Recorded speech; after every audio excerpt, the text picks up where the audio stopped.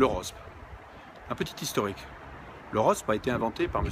Van Rockeghem, qui voulait prouver au syndicat des médecins qu'il avait beaucoup plus de possibilités à agréger des médecins autour de lui pour des raisons financières. Il a donc inventé la CAPI à l'époque, et dans CAPI il y a le mot capitation. La CAPI qui a regroupé 13 000 médecins français qui ont décidé de travailler un petit peu différemment pour obtenir des revalorisations que tout le monde n'aurait pas. Fort de cette activité, M. Van Rockeghem a proposé d'inscrire ce nouveau concept dans la convention médicale et il a appelé ça la rémunération sur objectif de santé publique. Il a fallu établir des indicateurs et puis agréger un certain nombre d'idées pour pouvoir faire avancer ce concept. Ce concept contient à la fois des indicateurs informatiques, si vous avez un ordinateur et que vous utilisez la feuille électronique, et puis il y a des indicateurs médicaux qui ne sont pas des indicateurs scientifiques, mais que nous considérons nous au SML comme des indicateurs économiques, c'est-à-dire sur quelle tranche de la prescription médicale pouvons-nous faire des économies afin de diminuer le coût de la santé. Ce qui est somme toute légitime, mais qu'on ne peut pas appeler un objectif de santé publique.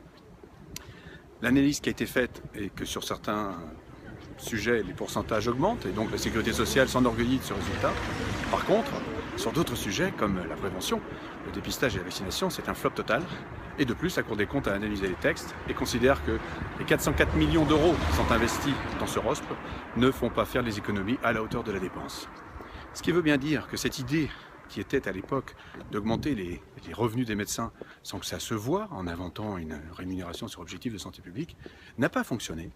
Car non seulement elle n'amène pas d'économies espérées, mais de plus, Mme Marisol Touraine, l'année dernière, a brisé la relation qui existait entre la Convention Sécurité sociale et les médecins en déclarant que les consultations dorénavant ne valaient pas 23 €, mais en fait étaient déjà rendues à 32 ou 33 €. Ce qui fait que personne n'est dupe de la manipulation dont à la fois la population mais aussi les médecins ont fait l'objet. Le SML demande donc sa disparition, claire et nette, d'un point de vue psychologique, puisque 60% des médecins français n'en veulent plus et qu'elle n'est pas adaptée. Nous allons voir au travers de la prévention, du dépistage et de la vaccination comment on peut dorénavant avoir des objectifs intéressants pour la population et pour le recours à des soins moins chers. Le SML propose des majorations à rajouter à l'acte, majorations qui existent déjà, qui sont très utilisées par les médecins, mais qu'il faudrait simplement un petit peu élargir. J'en veux pour preuve. Les majorations ont été inventées dans la convention de 2005, avec la majoration de nourrisson, par exemple, qui est de 5 € et que tout médecin prend quand il voit un enfant entre 0 et 2 ans. Une majoration de grand enfant qui est de 3 € que tout médecin prend lorsqu'il voit un enfant entre 2 et 6 ans.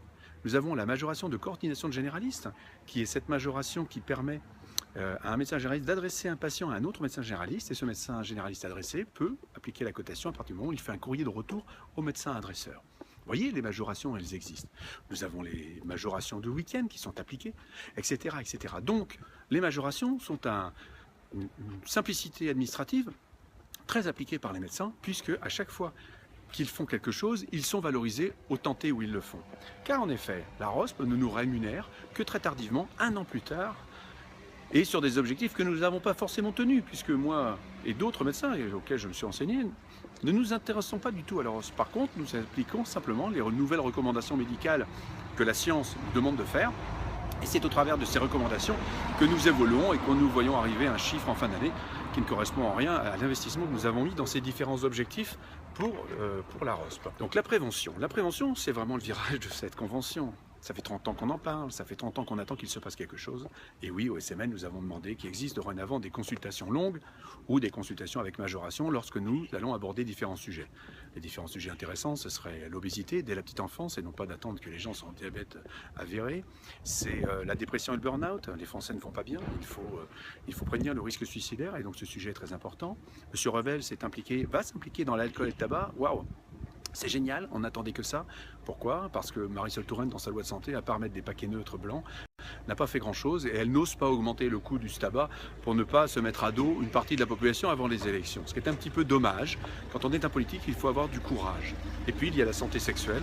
Eh bien, quand on voit toutes les affaires que l'on voit traîner dans la presse, eh bien, il est grand temps de s'investir sur ce sujet, qui est un sujet noble au demeurant, quel que soit l'âge, à partir du moment où on est majeur, et encore, on peut faire de l'éducation un petit peu très en amont dans nos lycées, mais il existe aussi des problèmes de santé sexuelle plutôt le sujet de santé sexuelle des personnes âgées, puisque nous vivons de plus en plus vieux, et parfois les personnes âgées ont besoin d'aide ou d'accompagnement pour connaître les dernières techniques, pour pouvoir profiter de la vie. Je rappelle que c'est dans le bien-être et la définition de l'OMS, la santé sexuelle en fait partie. Le dépistage, eh bien actuellement nous avons des actes de dépistage qui sont la mammographie, le frottis, la vaccination, excusez-moi j'enlève la vaccination, la mammographie, le frottis, l'hémoculte, eh bien tous ces dépistages sont très importants et il faut les valoriser. Eh bien je propose, ou nous proposons au SML qu'à la fin de chaque consultation, lorsque le médecin aura pratiqué sa consultation, il rajoute une majoration de dépistage, ce qui fait que dès la fin de journée, il aura le rendu de son activité. Et puis, il y a la vaccination elle-même, la vaccination de la grippe, la vaccination de la petite enfance. C'est devenu un réel problème puisqu'il y a toute une génération qui n'a pas connu ou qui ne connaît pas ce qu'était le pays avant la vaccination. Notre génération, nous, l'a connu dans les années 60 puisque nous nous faisions vacciner en rangée d'oignons dans les salles des fêtes ou dans des bus qui venaient dans les écoles, tout le monde en slip avec vaccination sur le bras, vaccination sur la cuisse, etc. À l'heure actuelle, ce n'est plus entendable et c'est laissé à l'appréciation des parents que de le faire. Mais nous voyons bien que les parents s'inquiètent, ils vont sur Internet, ont des informations qui ne sont pas toujours très vraies et qui empêchent une vaccination sereine et stable et durable. Et puis il y a la vaccination de la grippe, alors ça c'est un autre sujet sur lequel le politique a beaucoup à regarder puisqu'il est globalement responsable de la grosse erreur qui s'est passée lors de la grippe, rappelez-vous, l'affaire Bachelot, qui nous a coûté 1,5 milliard en termes de vaccins achetés pour rien, en termes de surconsultation et encore, moi j'estime qu'on est arrivé à 3 millions puisque dans le seul mois de mai de l'époque, nous avions doublé le nombre de consultations dans la maison médicale de garde du pays d'Oran. Donc cette vaccination, il faut la remettre en avant et trouver un interlocuteur, un acteur qui s'en sente responsable. Eh bien, nous pouvons constater dans l'Europe que ça ne fonctionne pas. Pourquoi? Puisque depuis certaines années, la vaccination a été très diluée et elle est offerte aux médecins, aux infirmiers et bientôt aux pharmaciens. Et je ne sais pas quand est-ce que s'arrêtera cette chose étrange, mais plus on dilue, et moins ça se voit. Donc revenons à la concentration, redonnons aux médecins la capacité de devenir l'acteur le plus important de la vaccination de tous ces patients, qu'ils soient enfants ou adultes, et créons une majoration de vaccination à rajouter à l'acte. Ensuite, il y a d'autres majorations qu'on peut inventer, et notamment la majoration informatique. Et oui, Amélie voudrait qu'on se serve de plus en plus de tous ces services. Amélie, c'est compliqué. Chaque patient, il faut l'étendre, le rallumer, attendre les clics, attendre que les pages s'ouvrent, quand ce n'est pas le jour de la maintenance. Donc vous voyez, M. Revel, c'est compliqué votre Amélie. Mais on veut bien s'en servir, c'est clair, et nous aussi on trouve que c'est parfois une simplification administrative. Pour en avoir fait l'essai, oui, je le confirme. C'est une facilitation administrative, mais ça demande un investissement de temps aussi, encore une fois, et de technique qu'il faut avoir. Et donc, on pourrait imaginer cette majoration pour les feuilles de médecin traitant, la déclaration de 100% LB, etc. Mais vous voulez aussi déployer le DMP, eh bien c'est une belle occasion que de nous faire y participer en nous donnant des majorations parce que nous allons y mettre des dossiers, aussi, ainsi que la messagerie, et etc. Vous voyez, donc les majorations rajoutées à l'acte, ça fonctionne très bien. Je suis encore allé voir sur votre site, Amélie, M. Revel, toutes les majorations qui existaient en médecine, il y en a beaucoup. Et les celles qui ne fonctionnent pas, ce sont pas les majorations, ce sont les actes globaux que vous avez augmentés, comme l'AVL, comme la consultation de sortie d'hospitalisation et la majoration d'insuffisance cardiaque. Vous voyez, celles-là n'ont pas fonctionné. Pourquoi? Parce que c'était un seul acte avec un chiffre important, effectivement, et les médecins ont peur de mettre un chiffre important. Par contre, ils n'ont pas peur de rajouter au chiffre de la consultation classique d'autres chiffres qui leur permettent de se valoriser parce qu'ils ont bien travaillé.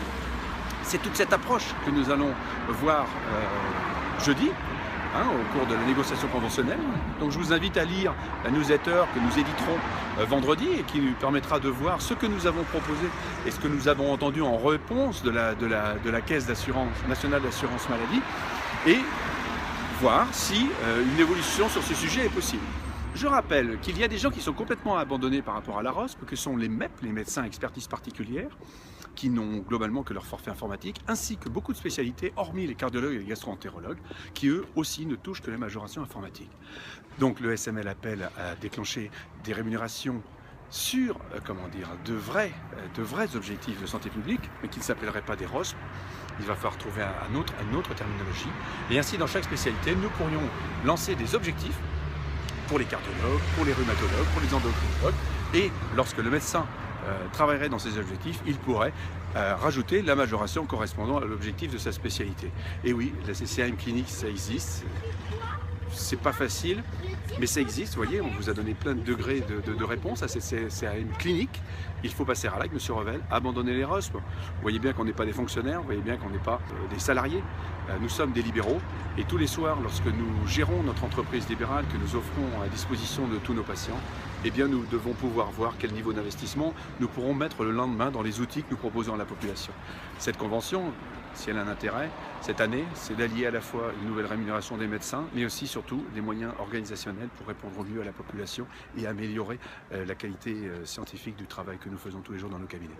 Donc soyez tous convaincus que nous travaillons dans ce sens, que tous les médecins de France travaillent dans ce sens, et donc nous nous reverrons la semaine prochaine pour reparler de la prochaine négociation conventionnelle. Je vous souhaite une bonne journée et profitez de ce beau soleil parce que c'est bon pour la